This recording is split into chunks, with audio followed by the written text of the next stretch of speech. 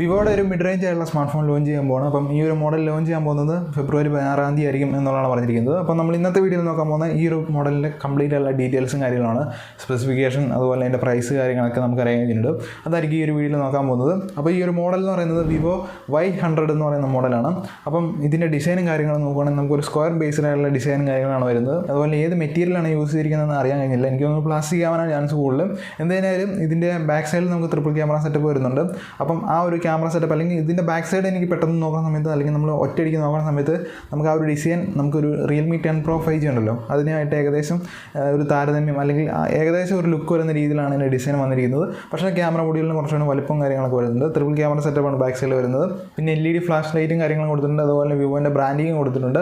പിന്നെ നമ്മൾ ഡിസ്പ്ലേയിൽ നോക്കുകയാണെങ്കിൽ നമുക്ക് ആ ഒരു വാട്ടർ ഡ്രോപ്പ് നോച്ച് കാണാൻ പറ്റും. പിന്നെ ഇതിൻ്റെ ടോപ്പ് സൈഡിലായിട്ട് നമുക്ക് സിം ഡ്രൈവ് വരുന്നുണ്ട്. പിന്നെ നമുക്ക് അഡീഷണൽ ആയിട്ടുള്ള നോയ്സ് ക്യാൻസലേഷനുള്ള മൈക്കും കാര്യങ്ങളും വരുന്നുണ്ട്. ബോട്ടം സൈഡിൽ നോക്കുകയാണെങ്കിൽ നമുക്ക് Type C പോർട്ട് വരുന്നുണ്ട്. പിന്നെ നമുക്ക് 3.5mm ഓഡിയോ പോർട്ട് വരുന്നുണ്ട്. പിന്നെ സ്പീക്കർ ഗ്രില്ല് വരുന്നുണ്ട്.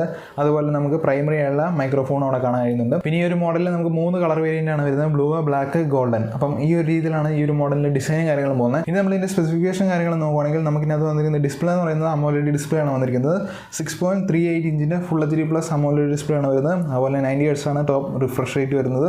പിന്നെ നമുക്ക് 360 ടച്ച് സാമ്പിളിംഗ് വരുന്നുണ്ട്. അതുപോലെ നമുക്ക് HDR10+ സപ്പോർട്ട് ആയിട്ടുള്ള ഡിസ്പ്ലേ കൊണ്ടാണിത്. ഇതിൽ വന്നിരിക്കുന്ന ചിപ്സെറ്റും കാര്യങ്ങളും നോക്കുകയാണെങ്കിൽ MediaTekൻ്റെ ചിപ്സെറ്റാണ് വന്നിരിക്കുന്നത്. അതായത് MediaTek Dimensity 9000 എന്ന് പറയുന്ന ഒരു ചിപ്സെറ്റാണ് വന്നിരിക്കുന്നത്. അതുപോലെ നമുക്ക് LPDDR5Xൻ്റെ റാമാണ് വരുന്നത്. 8GB റാം വരുന്നുണ്ട്. അതുപോലെ UFS 3.1ൻ്റെ 128GB സ്റ്റോറേജും വരുന്നുണ്ട്.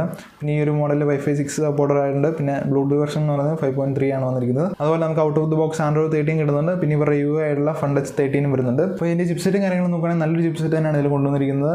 അതുപോലെ നോക്കുകയാണെങ്കിൽ നമുക്ക് ഇതിനകത്ത് Android 13 വരുന്നുണ്ട്. അതുപോലെ അവരുടെ ലേറ്റസ്റ്റ് ആയിട്ടുള്ള UIയും കാര്യങ്ങളും കൊണ്ടുവരുന്നുണ്ട്. അപ്പം ബെറ്റർ ആയിട്ടുള്ള ഒരു ഓപ്ഷൻ തന്നെയാണ് പെർഫോമൻസ് സൈഡിൽ ഇവർ കൊണ്ടുവന്നിരിക്കുന്നത്. ഇനി നമ്മളിതിൻ്റെ ക്യാമറ സെറ്റപ്പ് നോക്കുകയാണെങ്കിൽ ഞാൻ പറഞ്ഞ പോലെ തന്നെ നമുക്ക് ട്രിപ്പിൾ ക്യാമറ സെറ്റപ്പാണ് ബാക്ക് സൈഡിൽ വരുന്നത്. മെയിൻ ക്യാമറ എന്ന് പറയുന്നത് OIS സപ്പോർട്ടായുള്ള 64MB ഒരു മെയിൻ ക്യാമറയാണ് വരുന്നത്. അതുപോലെ നമുക്ക് 2MB ഡെപ്ത് സെൻസർ വരുന്നുണ്ട്. പിന്നെ 2MB മാക്രോ സെൻസർ വരുന്നുണ്ട്.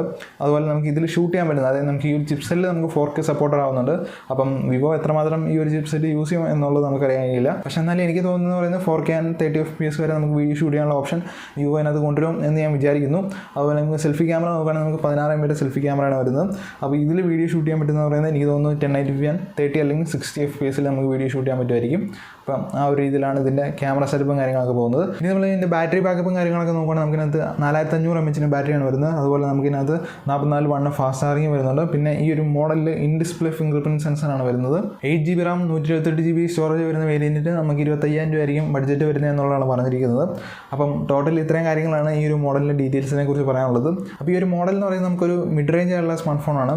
അപ്പോൾ നമുക്ക് AMOLED ഡിസ്പ്ലേ കിട്ടുന്നുണ്ട്. 25,000 രൂപയൊക്കെ വരുന്ന സമയത്ത് നമുക്ക് തീർച്ചയായിട്ടും AMOLED ഡിസ്പ്ലേയും കാര്യങ്ങളും കിട്ടണം.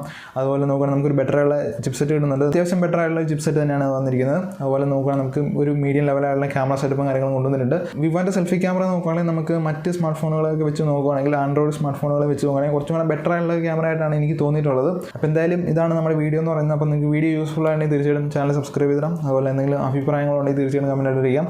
നമുക്ക് മറ്റൊരു വീഡിയോ കാണാം. അതുവരെയും എല്ലാവർക്കും ഗുഡ് ബൈ.